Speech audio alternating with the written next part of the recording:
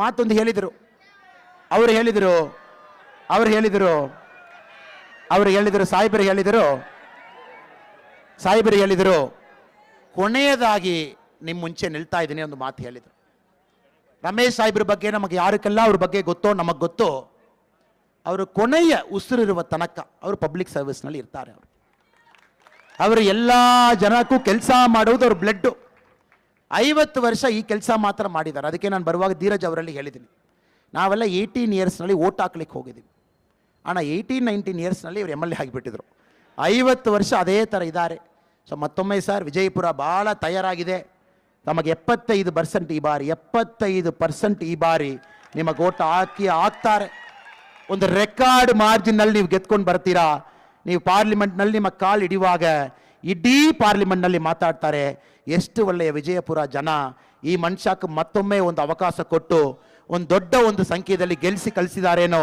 ನೀವು ಗೆಲ್ಲುವಾಗ ಹೆಮ್ಮೆ ತಮಕ್ಕೆ ಮಾತ್ರ ಅಲ್ಲ ಸರ್, ವಿಜಯಪುರಕ್ಕೆ ಆ ಹೆಮ್ಮೆ ಬಂದೇ ಬರ್ತದೆ. ತಾವದು ಮಾಡಿ ತೋರಿಸ್ತೀರಾ. ನಾನು ಕೂಡ ಒಂದು ಸಣ್ಣ ಕ್ರಮ ತಮಿಳುನಾಡಿನಲ್ಲಿ ಮಾಡ್ತಾ ಇದ್ದೀನಿ. ಮೋದಿಜಿ ಅವರ ಕಾಲದಲ್ಲಿ ತಮಿಳುನಾಡಿನಲ್ಲಿ BJP ಬರಬೇಕು, ತಮಿಳುನಾಡಿನಲ್ಲಿ ಒಂದು ಬದಲಾವಣೆ ಬರಬೇಕು ಅನ್ನೋ ಭಾಳ ಒಂದು ಹೋರಾಟ ಮಾಡ್ತಾ ಇದ್ದೀವಿ. ನಾವು ಕೂಡ ಕರ್ನಾಟಕದಲ್ಲಿ BJP ಎಷ್ಟು ಗಟ್ಟಿಯಾಗಿದೆ ಅದೇ ರೀತಿಯಲ್ಲಿ ತಮಿಳುನಾಡಿನಲ್ಲಿ ಗಟ್ಟಿ ಮಾಡಬೇಕನ್ನು ಹೊರಟಿದ್ದೀವಿ. ನಮಗೊಂದು ಸಮಯ ಕೊಟ್ಟಿದ್ದೀರಾ, ಇಲ್ಲಿ ಬಂದು ತಮ್ಮೆಲ್ಲ ಪ್ರೀತಿ ತಗೊಂಡು ನನಗೆ ಗೊತ್ತಲ್ಲಿ ಶೇರ್ ಮಾಡಲಿಕ್ಕೆ ಒಂದು ಅವಕಾಶ ಕೊಟ್ಟಿದ್ದೀರಾ. ಭಾಳ ಪ್ರೀತಿಯಲ್ಲಿ ವಿಜಯಪುರದಲ್ಲಿ ತಾವೆಲ್ಲರೂ ಕೂಡ ಬಂದಿದ್ದೀರಾ. ನಿಮ್ಮೆಲ್ಲರಿಗೂ ಧನ್ಯವಾದ ತಿಳಿಸಿ, ಮೇ 7ನೇ ತಾರೀಕು ಫಸ್ಟ್ ಓಟ್ ನಮ್ಮ ಓಟಾಗಿರಲಿ. ಓಟ್ ಮಾಡಿಬಿಟ್ಟು ಟೇಬಲ್ದಲ್ಲಿ ಎಲ್ಲರೂ ಕೂರೋಣ. 200 ಮೀಟರ್ ಲೈನ್ ಆದ ಮೇಲೆ ಪೊಲೀಸ್ ಅವ್ರಿಗೆ ತೊಂದರೆ ಕೊಡೋಣ. ಲೀಗಲ್ ಆಗಿ, ತಪ್ಪಾಗಿ ತೊಂದರೆವಿಲ್ಲ, ಲೀಗಲ್ ಆಗಿ 200 ಮೀಟ್ರ್ ಒಳಗಡೆ ಕೂರುವಾಗ ಪೊಲೀಸ್ ಅವ್ರಿಗೂ ನಾವು ತೊಂದರೆ ಕೊಡ್ತೀವಿ, ಅದು ಮಾಡಬಾರ್ದು. 200 ಮೀಟ್ರ್ ಆದ ಮೇಲೆ ನಾವು ಕೂರುವಾಗ ನಮಗೆ ಲೀಗಲ್ ಹಕ್ಕಿದೆ.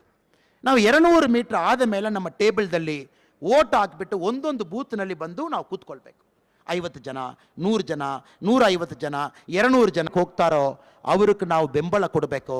ನಾವೆಲ್ಲ ಓಟ್ ಹಾಕಿ BJP ಟೇಬಲ್ದಲ್ಲಿ ಕೂತಿದ್ದೀವಿ, ತಾವು ಓಟ್ ಹಾಕ್ಕೊಂಡು ಬಂದು ನಮ್ಮ ಜೊತೆ ಕೂರಿನೋ ಒಂದು ಬೆಂಬಲ ಕೊಡೋಣ. ಅಷ್ಟು ದೊಡ್ಡ ಒಂದು ರೀತಿಯಲ್ಲಿ ನಾವು ಮೇ 7ನೇ ತಾರೀಕು ಇಲ್ಲಿ ವಿಜಯಪುರದಲ್ಲಿ ಎಲೆಕ್ಷನ್ ನಾವು ಫೇಸ್ ಮಾಡೋಣ. ಇಲ್ಲಿ ಬಂದಿರುವ ಎಲ್ಲರಿಗೂ ನನ್ನ ಧನ್ಯವಾದ ತಿಳಿಸಿ ಮಾತು ಮುಗಿಸ್ತೀನಿ. ಭಾಳ ಧನ್ಯವಾದ. ಭಾರತ್ ಮಾತಾ ಕಿ.